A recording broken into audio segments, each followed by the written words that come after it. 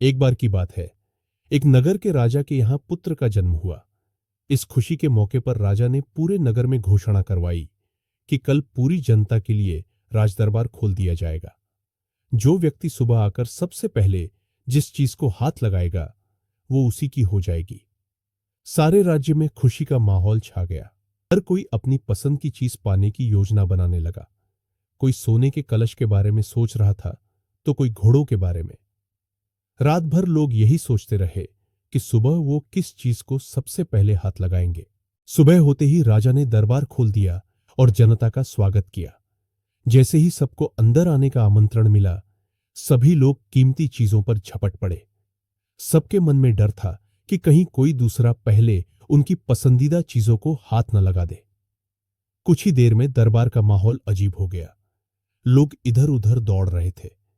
राजा अपने सिंहासन पर बैठा यह सब देख रहा था और उसे बड़ा आनंद आ रहा था।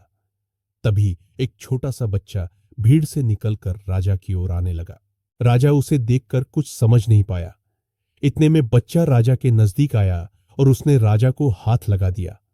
अब राजा उसका हो चुका था और इस तरह राजा की हर चीज उसकी हो गई। दोस्तों, जैसे राजा ने जनता को मौका दिया, वैसे ही हमारा ईश्वर हमें रोजाना कुछ पाने का मौका देता है।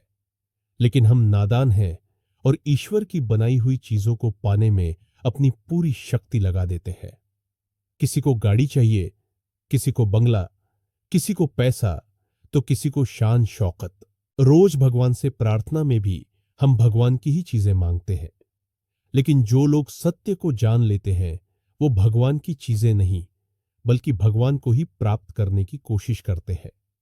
भगवान को पा लिया तो उस मालिक की हर चीज आपकी हो जाएगी। तो फिर क्यों मूर्खों की तरह दिन रात उसकी बनाई चीजों को पाने में अपना कीमती समय गंवाते हो। उस ईश्वर की स्तुति करो, उसे पाने की कोशिश करो, फिर उसकी हर चीज आपकी हो जाएगी। दोस्तों, कहानियां हमारे जीवन में बहुत महत्वपूर्ण भूमिका अदा करती है। यह कहानी भी आपको एक अच्छी सीख देगी, ऐसी हमें पूरी उम्मीद है। आप इस कहानी को सुनकर अपने विचार नीचे कमेंट बॉक्स में जरूर लिखें। अगर आपको यह कहानी पसंद आई हो तो हमारे चैनल को सब्सक्राइब करें और बेल आइकन को दबाएं ताकि आपको हमारी नई कहानियों की जानकारी मिलती रहे। धन्यवाद।